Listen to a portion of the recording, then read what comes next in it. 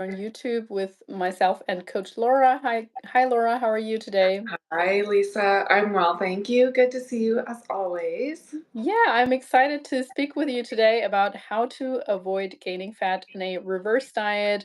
I think this is such a crucial point in time throughout, or for any person who has dieted before, and this is really where so many people go wrong because as we know, percentage wise, the population is actually pretty good at losing weight, but they're not very good at maintaining it, and a lot of it is coming back in the first few weeks and months right after a diet. So yeah, I'm excited for this topic. Yes, me too. Like you said, a lot of people are good at losing weight, and unfortunately, a lot of the times it's a short span, right? It's about a Yes. month, 2 months, maybe 3 months when people drop the weight, and then what? So yeah, this is a really good conversation. I do want to preface this that I want to talk about it more in the sense of really distinguishing it between distinguishing between this and a recovery diet. So in a recovery diet, just for anyone listening, recovery diet, we know and we want to gain a little bit of body fat back. So this would be post physique show, post photo shoot or whatever that we're dieting down for, and we know we're getting to unsustainable and unhealthy low body fat levels where we know, okay, when we bring calories back up, we need to accept that there's going to be a little bit of fat gain there. So this is not for that scenario, and it's also not for the scenario where we're doing a reverse diet because of metabolic adaptation. We're talking about reverse dieting here when someone has reached their goal. Oftentimes, oftentimes when we're talking about reverse dieting, because of metabolic adaptation and years and years of dieting, um, we also know that there might be a little bit of fat gain when we're bringing calories up, but it might have to just be in order to restore that metabolic and hormonal health. Would you agree with those distinguishing features, I guess? Yeah, no, I totally agree. And as you mentioned, it is good to know even just beforehand, okay, so this reverse dieting thing, whatever it is, means I'm going to gain some body fat. Some, a little bit. The intention is to not gain too much. And that is why this is a really good conversation so that you have the proper approach or even just the right tools, the right information so that you don't go on the other end where you are gaining a bunch of body fat because at the end of the day you wanted to lose weight to begin with, lose body fat. So how do we mitigate the situation so that we don't go in that direction? So yeah. Absolutely. And also, what I want to say is that a lot of these principles apply, or most of them actually apply also in a gaining phase, in the sense of how can I minimize fat gain? As we know, when we're trying to put on muscle, chances that we're putting a little bit of fat on as well are high, or we're taking that into consideration. But if we really want to make this a lean gaining phase, most of these principles apply too. And this ties in really nicely with our conversation from last week, where we just talked about some macro tracking mistakes. And one of them was not being accurate or just being way too loose with everything. And this is one of the things where people think, hey, I've reached my goal. And then they drop off of the face of the earth when it comes to tracking, or they just become way too loose. That is probably the most common mistake I would say people make when they're going into a reverse diet. Or I guess the even more common one would be not even to do a reverse diet, and they're just stopping their diet and going back to their previous habits, or thinking, oh, I'm going to listen to my intuition. But also, as we have discussed in the past, our hunger cues are going to be higher in a reverse diet as well. So really, we can't trust our hunger signals yet, and we have to hold off a little bit with a bit more flexibility until we're really established at maintenance. Yeah, a few things I would like to point out is you mentioned habits, and along the lines with going into a calorie deficit, the proper way that we would categorize it would be developing these habits that become part of your lifestyle, so that when you do go into this reverse, it is part of your lifestyle. It's just altering things a little bit, and it's not going from one extreme to the other. And that's why this approach, the whole approach, is really good to identify the intentionality behind it. And one of those, like you mentioned, is developing those lifelong habits that become just normal for you, and they steer you in the direction of being more healthful and well-being and nutritious along the way. Yeah, absolutely. And I mean, while tracking in a food tracking app doesn't have to be everyone's long-term, lifelong habit or goal, still this is really not the time to stop with that. This is the worst time to stop with that because again, like your body won't be able to tell you what you need at this time. And my that brings me to my second point here, which is to increase calories slowly.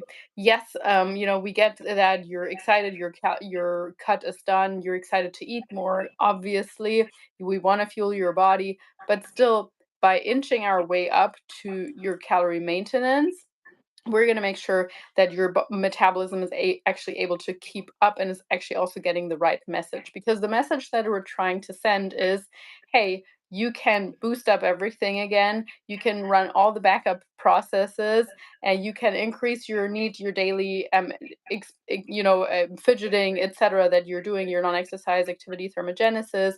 You can do all of that, so that the reverse side is essentially, those of you who have listened to some of these in the past, where I said when we've dieted for a long time, it's kind of like your laptop is going into standby mode. It's not shining as bright. It's not doing all these backup things that it's normally running. Its updates and so on. By going into the reverse diet, by increasing calories, we're essentially plugging it back in.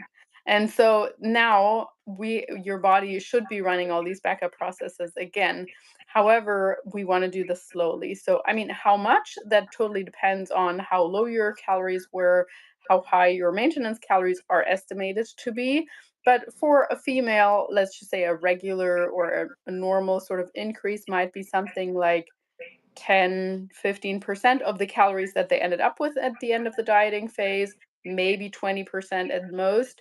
And then we hold off, wait for a couple of weeks, seeing that we're making sure that your weekly average weight has sort of stayed the same. And then we're going to go into the next increase and the next increase. So a reverse diet could take some time, or is going to take some time. Usually, I say at minimum 6, maybe 8 weeks, depending on how low calories dropped. Um, but if, of course, if we know we have a certain target, we might increase it a little bit faster. If someone is really afraid of gaining extra body fat, then we might increase a little bit slower. What we don't want to do is go super, super, super slow, and prolonging those hormonal negative impacts that a dieting phase has. So we want to make sure we are moving along, not at the increments of 20 calories each week. Yeah, I agree, and it's like you mentioned, it's very person dependent on where they are at, if they have something planned, right? And then, as you mentioned, if you go really slow, then it's not really accurate anyway because you're really just not giving your body anything more to be excited about. Yeah, absolutely. No, that's such a good point here. And I mean, speaking of things to be excited about, often we get a little bit overly excited when we have more foods to play with, and we think, oh, I'm gonna have more ice cream, I'm gonna have more of this Mhm. and that. But my tip here for really minimizing the chances of fat gain in a reverse diet would be to keep your food quality high. That doesn't mean that all the increase from calories has to come from whole foods, but certainly, I would still make sure that I'm continuing to have 80 to 90% whole foods overall. So yeah, really keeping the food quality high will also continue to make sure that your fiber is high. Will make sure that you're satiated throughout this and all of that. So really don't go overly flexible with the extra calories that you have to spare. Yeah, what I usually recommend is, okay, so you have your staple items that you eat during your deficit. Let's just increase the portion sizes, especially for the first couple weeks. Just make it as simple as you can. Don't overthink it, because when you get into that overthinking spiral, that's when things can really veer off plan. So yeah, I agree. Yeah, and I mean that also leads me to the next point, which would be to attribute those extra calories mostly around your workouts. I mean, yes, you can just increase overall food quantities in all the meals. That's absolutely a great way as well.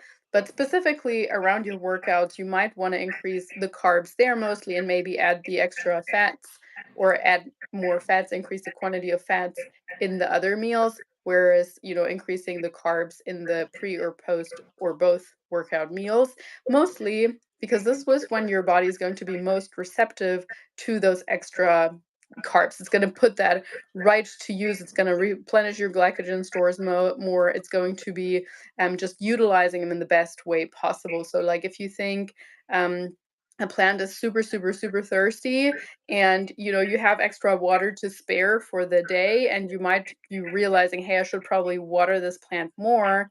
Um, it might pay off to do it after the time that it's hottest out there and the soil is driest, as opposed to adding more water when it's already kind of satiated, for lack of a better word here. But yeah, that would be my point. So what kind of carbs do you like around your workouts, Laura? Oh, I always gravitate towards oats and fruit. I like the Hmm. fructose and the oats. That seems to be my number one. I mean, you can get there's also the like rice cereal is another option. I try to veer off plan with my oats, but I always revert back to oats. So What could so be there's some that, and other then carbs? fruit. Let's say if people have their workout in the afternoon, what Yeah. could be some carbs around, like, pre and post workout for those that they might want to increase? Well, like I mentioned, the rice cereal, it depends. Like if they're going back to work and you need something that's quick and easy, then you have those. Like you can have rice cakes with protein shake. You can have that the sourdough bread. You don't want anything that's too high in fat or fiber. So we want to keep it kind of simple. Again, yeah, it really depends on the time of day. Even just like some chicken and rice, maybe some hot sauce. That's a really good combo, and some roasted potatoes Yeah, I'm and a big fan of potatoes for sure. Sweet yeah, potatoes, yeah, other grains. I mean, like quinoa, etc. Post workout would be nice as well. But yeah, like you said, it yeah. can even be a little bit more processed, like tortilla wrap or tacos or whatever things like that. That's a great post workout carb source as well. But yeah, generally that would be kind of like the fourth point. So the first one that we had was continuing to remain accurate. Really, I can't hone in on this too much because I think people just, and myself included, like post diet, we just want to let loose and be like, oh, I'm done with this. I achieved my goal. Okay, now I can let loose. But hang in there, people, and just see Mhm. your long term vision. Point number two was to increase calories slowly. Point number three was to keep your food quality high. And point number four was to bunch more of the carbs around your workouts. And what I wrote down as the next suggestion would be to make sure that your digestion stays or r- improves, is stays optimal or improves further. So sometimes the danger with increasing food quantity is that your digestive system can't quite keep up, or especially if we're adding more foods that are harder to digest. Some people on the other camp, let's say probably you or I, might gravitate more towards that. Like if we love veggies, let's say, or we're really like almost like afraid of gaining the fat and so on. Some people go overboard on like, oh, I'm gonna add an extra 300 grams of cabbage, and I'm gonna extra add an extra 100 grams of berries and an extra whatever, whatever.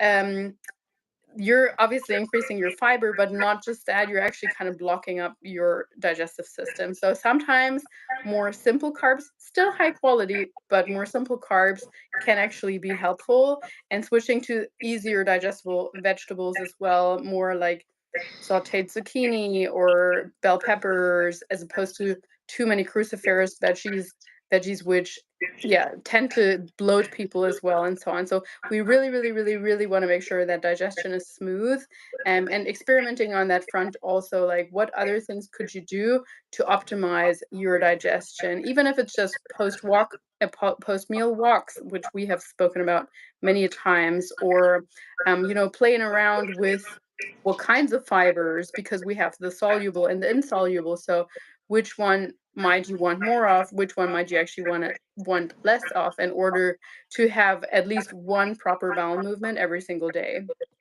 Yeah, I'm glad that you said that because I think you already mentioned that as we do reverse diet, your hunger cues become more and more prominent, right? So, how do we try to navigate those where you're like, "Oh, I'm just so hungry," and this is a really good biofeedback that we want to experience during a Mm, reverse diet. So, if you do want to add more volume, more veggies, so then I would recommend you can add more. Let's just saute them up, not like deathly saute, but let's lightly cook these vegetables so that you do have the volume, but they're also easier to digest. So there's that one component too. Like if you're like you and I, we really like our vegetables. So let's add a few more because we want that volume. We do want to feel satiated. And we'll mention at this point that we pretty much keep protein at the same during a deficit and to reverse for the most part. So that will stay constant and that will help with the satiation. However, we know, like I know that during a reverse I get really hungry. So how can I add more volume? And that is one way that I find that works too. yeah, absolutely. No, I think that's a really good point in the sense of the cooking, and especially also like time of day does matter. So let's just say like sometimes we're more tolerant of raw vegetables throughout lunch or like in the middle half of middle part of the day because that's when our digestion usually is more optimal, and having more easily digestible things in the morning and more at night, certainly cooked foods would be helpful on that front as well, or kind of like that brings me to the last point as well, but you can work with a little bit more supplementation on that front, like trying around with glutamine. Is that going to help your digestion potentially, or is myo-inositol going to have help your cravings a little bit more and your blood sugar management potentially as well? But the main point being here is don't just accept your bad digestion. Likewise, even if you have like some people think, oh, I do go to the bathroom every day. I actually go, 3 times to empty my bowels, for a number 2, but it's floating stools or it's like more like little rabbit poo or something like that. That's also not a great stool. So if you're uncertain if your stool is, yeah, regular to for lack of a better word, there is something called the Bristol stool test, which I'm going to link in the show notes here as well. Go and have a look at that and just see where you're at, and then it might show maybe you're actually your stools are too loose, maybe you're too constipated, and then just kind of experimenting with that, or obviously working with someone to help you through that as well. um, but I mean, other things that would help, or in my opinion can help avoid gaining fat in a reverse diet, is also just continuing to be mindful of your NEAT. We're always big fans of getting our steps in. And as we have said, technically, NEAT or like walking, going for a walk is not NEAT. It is actually conscious exercise. Nonetheless, we're going to count it towards that. So, making sure you're still getting the same amount of steps, making sure just generally you're maintaining the same things as you did previously in terms of your sleeping habits, in terms of your stress management, and that's exactly what you alluded to when we started off. Um, but yeah, I think we also see people go the other way that are like, oh, I have more food now. I need to out exercise that, and they actually increase their activity level because they feel like they need to work off the food. And that's a really dangerous place to get into as well, like mentally especially.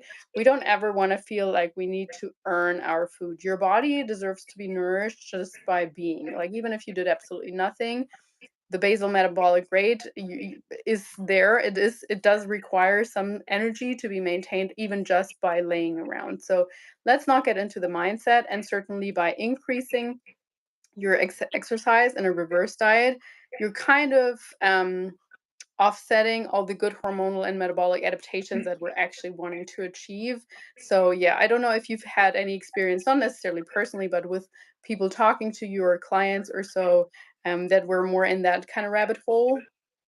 Yeah, a little bit. And I'm glad that you said that the mental side of it because it is also within the calories. And I actually experience this and see this a lot with more with my clients is not reaching their calorie goals during a reverse diet. And it's like, well, no, we're doing this for a reason. So it is, I find it's one way or another. It's like, okay, so I'm going to increase my activity and Mhm. not and or try not to hit my calories. So it really is having someone there to guide you and being really, you have to be solid in your ground and saying this is the process and this is why it's so important. So if you want to go through another deficit phase, we have to go through this we have to go through this in order to get you to a healthy spot so that your body will respond more efficiently next time.